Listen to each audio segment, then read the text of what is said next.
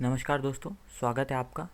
तो आज हम पहले तो कल जो एक क्वेश्चन दिया था सैलरी वाला, उसका आंसर देखेंगे।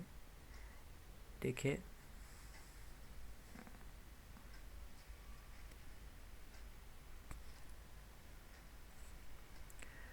ये मैंने कोड लिखा है। आपका कोड अलग भी हो सकता है, पर अगर आपका कोड आंसर सही दे रहा है तो, क्योंकि आप बहुत तरीके से कोड लिख सकते हैं, उसमें कोई एक ही तरीका नहीं है। तो देखिए, ये मैंने कोड लिखा है। अब हम इसे एक बार रन करके देखेंगे।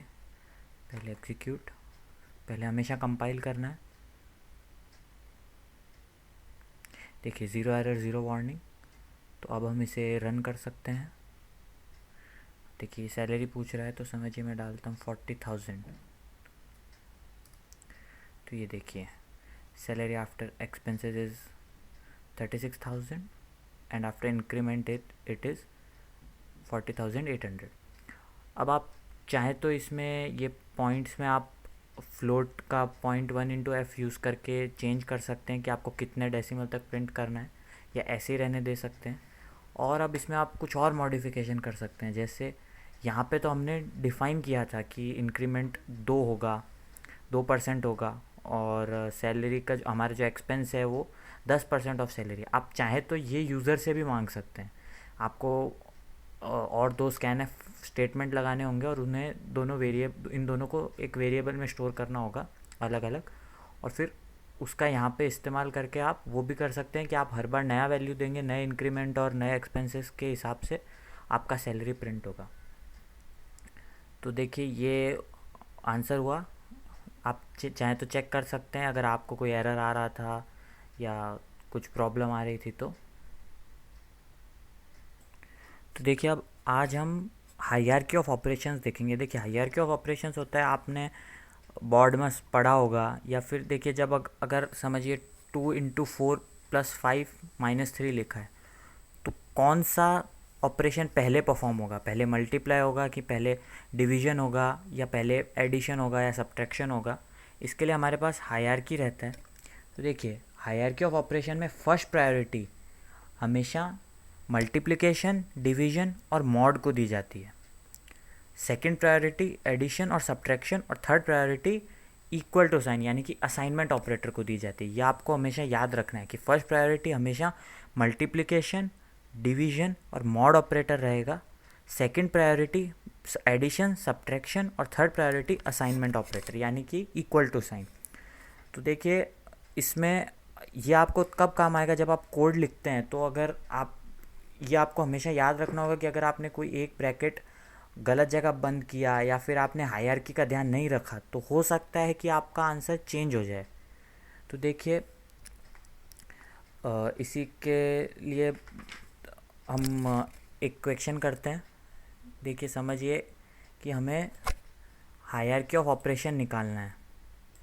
तो देखिए दोस्तों, ये एक सवाल है। x = ये एक हमारा एक्सप्रेशन है।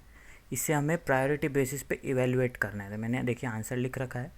तो देखिए, पहला हमारा प्रायोरिटी रहेगा मल्टीप्लिकेशन। तो हम 2 × 3 6। फिर उसके बाद 6/4 को देखिए 1 लिखा है, क्योंकि 6 और 4 को हमने इंटीजर माना है, तो इनका आंसर भी इंटीजर आएगा। यह आपको कोडिंग में याद रखना है। आंसर 1.5 नहीं आएगा, 1 ही आएगा। उसके बाद 4/4 को 1।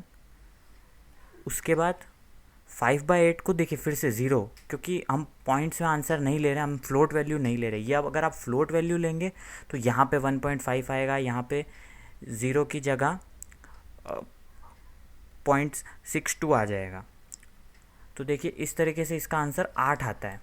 आप चाहें तो इसे ट्राई करें, ऐसे और सवाल ट्राई कीजिए, क्योंकि ये बहुत इम्पॉर्टेंट है, आपको याद रहना चाहिए ये। और देखिए, और इसके बाद हम थोड़ी प्रॉपर्टीज़ देखते हैं। देखिए, एसोसिएटिविटी ऑफ प्रॉपर्टीज़ होता है कि अगर x और y में कोई रिलेशन है, तो y और x में भी सेम रिलेशन है या नहीं।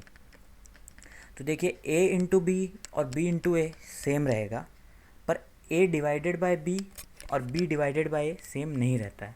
तो ये बेसिक एसोसिएटिविटी है, यह आपको हमेशा ध्यान रखनी है। और देखिए अब हम बात करेंगे कंट्रोल इंस्ट्रक्शंस की। देखिए कंट्रोल इंस्ट्रक्शंस होते हैं जो आपको लूप में काम आते हैं। जब आप लूप बनाना चालू करते हैं तो आप एक्चुअल में थोड़ा अच्छे और बेसिक प्रोग्राम्स लिख सकते हैं। तो देखिए पहला हम देखेंगे इफ़ और एल्स स्टेटमेंट। इफ़ और एल्स स्टेटमेंट का देखिए सिंटैक्स होता है, मैं आपको लिख के बता देता हूँ। देखिए इफ़ और एल्स हमेशा लिखा जाता है, पहले आप इफ़ वर्ड टाइप करते हैं, फिर 2 ब्रैकेट, फिर उसमें लिखते हैं, इस ब्रैकेट के अंदर आप वो लिखेंगे जो कंडीशन अगर ट्रू है तो ये प्रोग्राम चलना चाहिए। देखिए इसके अंदर कंडीशन डालेंगे, उसके बाद हम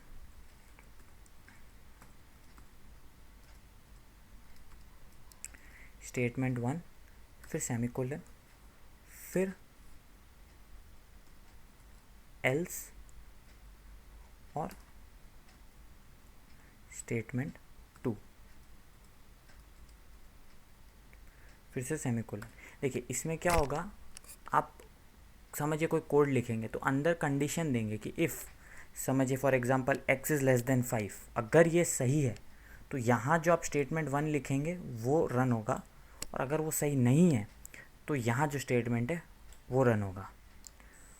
और इसमें आप चाहे तो एक से ज़्यादा कंडीशन भी दे सकते हैं, उसमें आपको फिर एल्स की जगह एल्स इफ़ इस्तेमाल करना पड़ेगा। तो जब आप एल्स इफ़ इस्तेमाल करेंगे तो आप लिख सकते हैं कि अगर x इससे छोटा है तो ये, अगर x इससे छोटा है तो ये, और लास्ट में एल्स लिखेंगे कि अगर इन सब में से कुछ भी ट्रू नहीं है तो हम एल्स वाला रन करते हैं।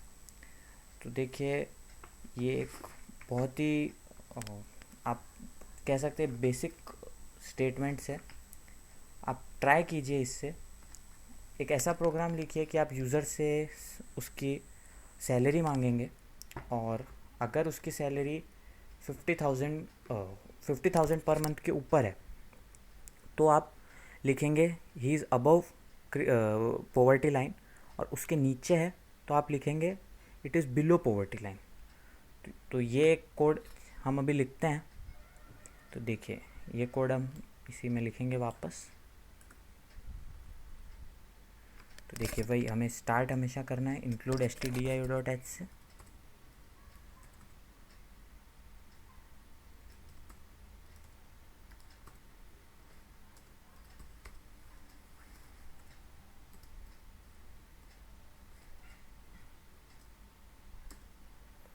अब देखिए हमें फिर से एक वेरिएबल डिक्लेयर करना होगा। हम सैलरी लेंगे यूज़र से, तो इंट सैलरी। अब यहाँ पे हमें पहले यूज़र से उसकी सैलरी मांगनी है, तो हम एक स्टेटमेंट प्रिंट करेंगे, please enter your salary.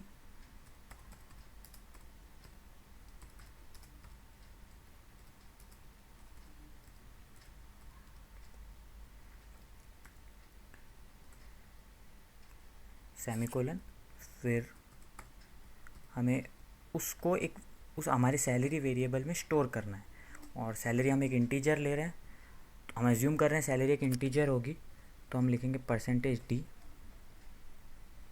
Comma and salary, फिर से सेमीकोलन।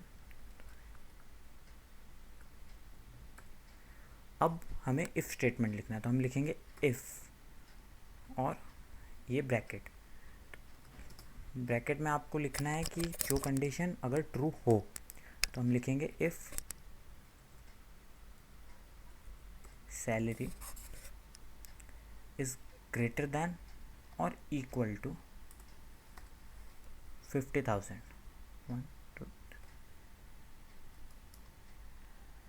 तो देखिए अब टैब लिखेंगे तो इससे हमें आसानी होगी अगर कोई गलती पकड़नी है लूप में। तो हम अब हमें प्रिंट करना है, अगर ये कंडीशन ट्रू है तो हमें प्रिंट करना है कि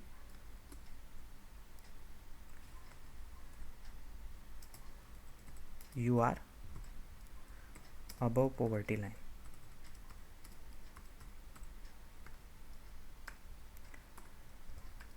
अब देखिए अब हमें लिखना है एल्स स्टेटमेंट आएगा। देखिए एल्स और इफ़ को हो सके उतना आप इडेंट एक साथ कीजिए, अदरवाइज एरर आता है। तो हम लिखेंगे एल्स प्रिंट एफ